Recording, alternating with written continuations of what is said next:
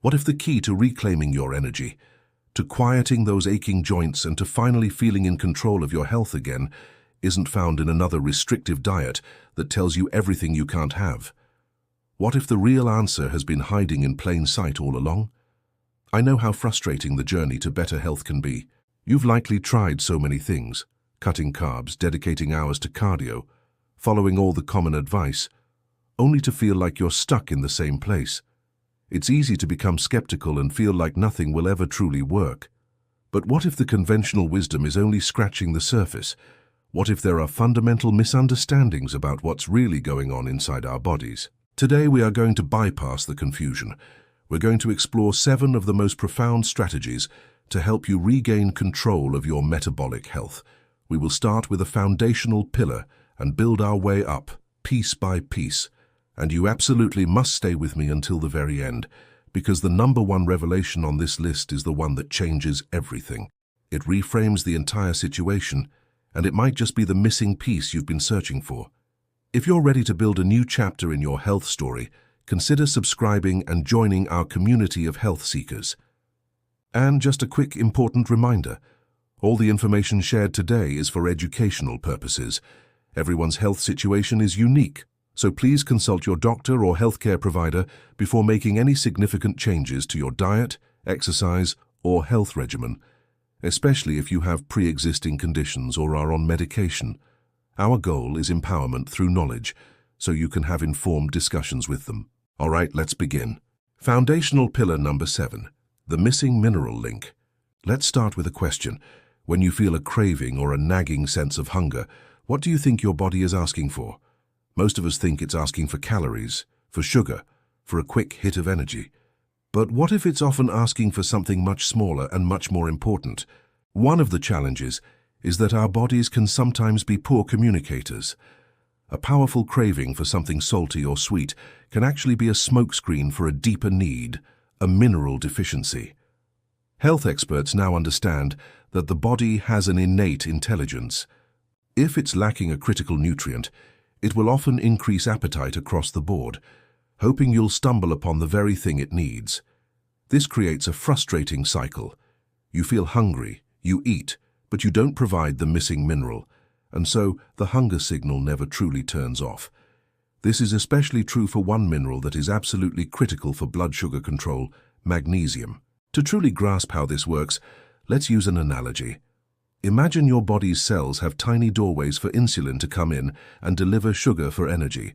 These doorways have locks on them. Magnesium acts like the master key that keeps those locks well-oiled and working properly. If you're deficient in magnesium, it's like those locks get rusty. Insulin comes knocking, but the door won't open easily. The sugar gets left outside in the bloodstream, causing issues. But when your magnesium levels are adequate, those locks work smoothly. The doors open, insulin does its job, and your body uses sugar efficiently. Therefore, ensuring you have enough of this key mineral is a non-negotiable first step. Many of us, especially as we get older, don't get enough magnesium. It's depleted in our soils and often processed out of our foods. Making a conscious effort to include magnesium-rich foods like dark leafy greens, nuts, seeds, and even dark chocolate can make a real difference. For some, a good quality magnesium supplement, taken in the evening, can also aid in sleep, which, as we'll soon see, is another critical piece of this puzzle. It's a simple foundational pillar, but one that supports the entire structure of your metabolic health. Strategic insight #6, the macronutrient timing secret. We've all heard the advice to avoid certain types of food, particularly fats. For decades, fat was demonized, and we were told to eat low-fat everything. But what if the issue isn't the fat itself, but when and how we eat it? The real challenge for a struggling metabolism isn't just fat, and it isn't just carbs. It's the combination of high amounts of both at the same time. This is one of the key truths that often isn't highlighted, but is essential for maintaining your vitality. When you eat a meal that's loaded with processed carbohydrates, and at the same time high in saturated or trans fats, think of a donut, a pizza, or a fast food meal with fries, you create a metabolic traffic jam. Let's use another analogy to understand this. Imagine your body's energy-producing centers, the mitochondria, are like a very busy factory with 2 loading docks. one for carbohydrates and one for fats. The factory is designed to handle shipments from one dock at a time, or perhaps a small, manageable shipment from both. But when a massive convoy of trucks from the carbohydrate company and another huge convoy from the fat company arrive at the exact same moment, chaos ensues. The workers can't keep up. The loading docks get clogged, and the whole factory grinds to a halt. That traffic jam, that metabolic gridlock, contributes directly to inflammation and insulin resistance. Therefore, the solution isn't necessarily to eliminate fats or carbs forever. It's to become a smarter traffic controller for your own metabolic factory. The simplest strategy is to not have large amounts of fats and carbs in the same meal. For example, if you're having a meal centered around a healthy carbohydrate like a sweet potato or quinoa, pair it with lean protein and lots of vegetables, keeping the added fats lower. Conversely, if you're enjoying a meal with healthy fats like avocado, nuts, or a nice piece of salmon, keep the starchy carbohydrates on that plate to a minimum.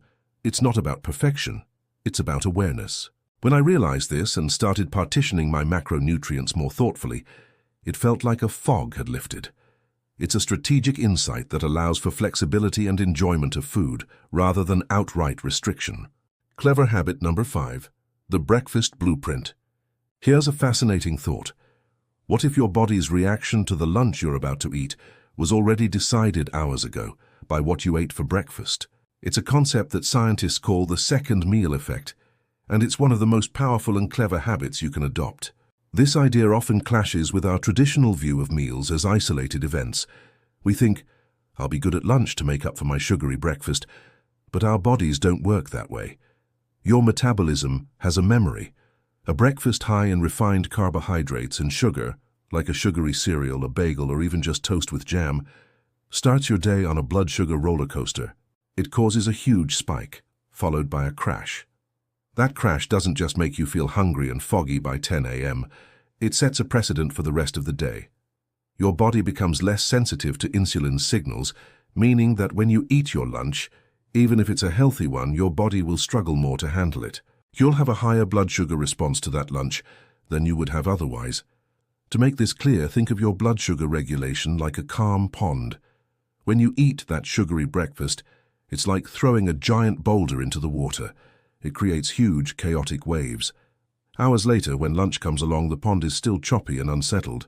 Any food you add at that point, even a small pebble, will contribute to the ongoing chaos. But if you start your day with a breakfast that's high in protein, healthy fats, and fiber, it's like gently placing a few small stones into the pond. The ripples are minimal, the water stays calm. Therefore, when you eat lunch later, the pond is still serene, and your body can handle the nutrients from that meal calmly and efficiently. This protein preloading of your day is a game changer. Starting your day with something like eggs, Greek yogurt, or a quality protein smoothie can reduce the blood sugar impact of your next meal by a staggering 30 to 40%. It's the lowest hanging fruit with the biggest impact. By changing one meal, you change the metabolic trajectory of your entire day. The hidden engine number 4, your gut's glucose command center. For many years, when we thought about digestion, we pictured the gut as a simple plumbing system. Food goes in, nutrients come out, but we now know this couldn't be further from the truth. Your gut, and the trillions of microbes living within it, is more like a second brain or a sophisticated command center that plays a huge role in your overall health, especially your blood sugar. The difficulty is that the modern diet, stress, and medications can disrupt this delicate ecosystem. When the balance of good and bad bacteria in your gut microbiome is thrown off, it creates a state of low-grade inflammation and sends confusing signals to the rest of your body. This disruption, or noise in the gut, as some call it, can be a direct contributor to insulin resistance. The very system that's supposed to help you process food begins to work against you. Imagine your gut microbiome is a thriving, diverse rainforest ecosystem. The vast array of plants, insects, and animals all work together in perfect harmony to keep the forest healthy. When you eat fiber-rich foods, it's like providing the perfect rain and sunlight to help this ecosystem flourish. In return, the ecosystem produces valuable resources, in this case compounds called short-chain fatty acids, that travel throughout your body and tell your cells to be more receptive to insulin. The rainforest is healthy, and so are you. But when you eat a diet high in processed foods and sugar with little fiber, it's like clear-cutting that rainforest and replacing it with a sterile monoculture crop. The diversity vanishes. The system breaks down. It can no longer produce those beneficial compounds. Therefore, the signals get crossed, inflammation rises, and glucose metabolism suffers. Taking care of this hidden engine is critical. This means incorporating fiber-rich vegetables, fermented foods like yogurt or kimchi, and for many, adding a high-quality probiotic can be incredibly beneficial. A well-formulated probiotic doesn't just add good bacteria. It helps restore the entire ecosystem. Many people notice a significant, positive change in their glucose control after focusing on their gut health, confirming that when you take care of the command center, the entire system functions better. The overnight reset number 3, your most powerful metabolic tool. If I told you there was something you could do every single night for free that could improve your insulin sensitivity by 20 to 40% the very next day, you'd probably be interested, right? That powerful tool is sleep. We live in a culture that often treats sleep as a luxury or something to be sacrificed. We think of it as a passive state of doing nothing. But metabolically speaking, sleep is one of the most active and important processes for our health. During sleep, your body does its critical repair work. It cleanses the brain, regulates hormones, and, crucially, resets your insulin sensitivity. When you are sleep-deprived, even for a single night, your body enters a state of stress. It increases stress hormones like cortisol, which tells your body to release more sugar into the bloodstream. At the same time, it makes your cells more resistant to insulin. This is a double whammy: more sugar in the blood and less ability to get it out. Think of your body's hormonal balance like a finely tuned orchestra. During a full night of restful sleep, every instrument plays in harmony. The conductor, your brain, is calm and in control, and the resulting music is beautiful and restorative. But when you're sleep-deprived, it's like the conductor is frantic and exhausted. The violins are screeching, the drums are offbeat, and the entire orchestra is a chaotic mess. The stress hormones are playing way too loud, drowning everything else out. Therefore, the music of your metabolism the next day is completely discordant. You feel it as brain fog, cravings for sugar, and poor energy. Prioritizing sleep isn't about being lazy, it's about being strategic. Improving your sleep hygiene, creating a cool, dark, quiet room, avoiding screens before bed, and establishing a consistent bedtime is the best short-term fix you can possibly find for insulin resistance. Simple supplements like magnesium glycinate or even a calming cup of chamomile tea can also help signal to your body that it's time for that vital overnight reset. It is without a doubt one of the most crucial secrets to unlocking your vitality. The surprising truth number 2, the unsung hero of blood sugar control. For decades, if you had a blood sugar issue, the conversation immediately turned to one organ: the pancreas. We thought of insulin resistance as a failure of the pancreas to do its job. But what if that's like blaming the fire alarm for the fire? What if the actual source of the issue starts somewhere else entirely? A vast body of modern research has revealed a surprising truth. For most people, insulin resistance begins in the muscle. This is a profound shift in thinking. We tend to view our muscles as purely for movement, for lifting, walking, and climbing stairs. But your muscles are actually your body's primary depot for glucose. They are the largest storage tank you have for the carbohydrates you eat. When your muscles are healthy and active, they are incredibly hungry for glucose. After a meal, they eagerly pull sugar out of your bloodstream to store for later use, keeping your blood sugar levels stable. Difficulties arise when our muscles become inactive and insulin-resistant themselves. They become like a fuel tank that is already full and has a locked cap. When insulin comes along with the delivery of glucose, the muscle says, "Nope, no room here," and the sugar gets turned away, left to circulate in the blood where it causes damage. Let's use a simple analogy. Think of the glucose in your blood as rainwater. Your muscles are like a giant empty rain barrel, ready to collect all that water to be used later for watering the garden. When you exercise, especially with resistance training, you are essentially opening the spigot and emptying that barrel. But if you live a sedentary lifestyle, that spigot stays closed. The barrel is always full. Therefore, the next time it rains, the next time you eat carbs, the water has nowhere to go. It overflows and floods the whole yard, creating complications everywhere. This is why just doing cardio to burn calories isn't the whole solution. Resistance training, using weights, bands, or even your own body weight, is the act of emptying that barrel. It sends a powerful signal to your muscles to become hungry for glucose again, restoring their sensitivity to insulin and turning them back into the unsung heroes of blood sugar control. The ultimate revelation number 1, the real root of the situation. We've arrived at our final and most important point. We've talked about minerals, meal timing, the gut, sleep, and muscle. Each is a vital piece of the puzzle, but all of them are connected to and driven by one single overarching reality. And this is the ultimate revelation that changes how you must approach this entire issue. For years, we've been told that insulin resistance is a carbohydrate issue, and it's true that when your metabolism is struggling, carbohydrates are hard to handle. So we focus all our energy on cutting carbs, counting grams, and fearing fruit. But what if having trouble with carbohydrates isn't the cause of insulin resistance? What if it's a symptom?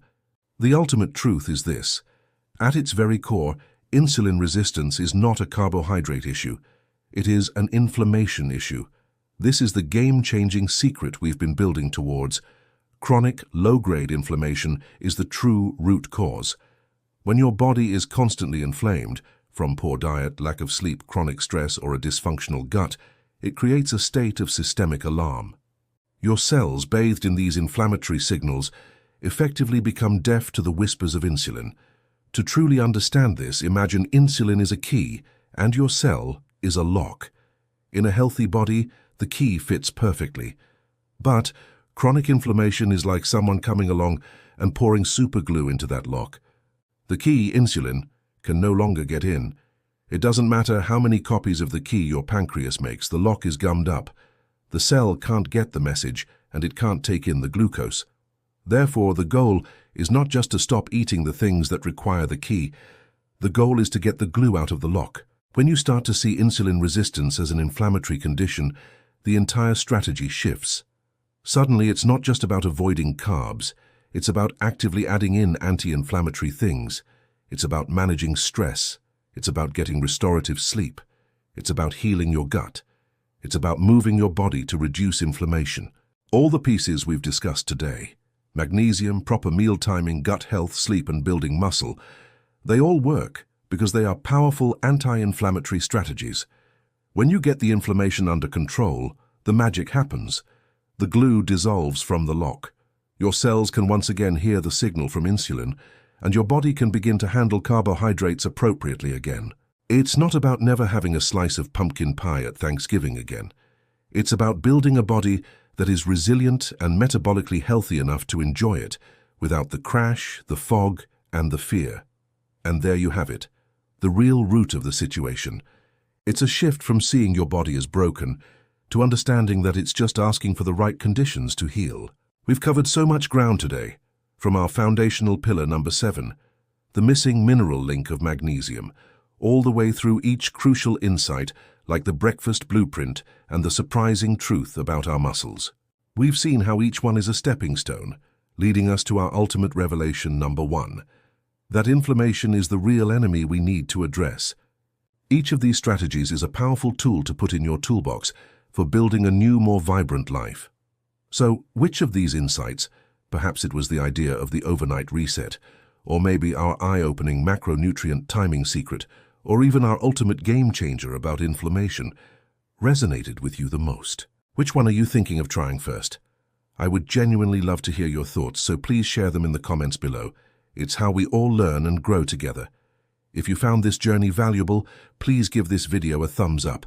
It truly helps others in our community find this information. And don't forget to subscribe and hit that notification bell for more powerful strategies tailored for us right here. Until next time, stay healthy, stay curious, and keep thriving.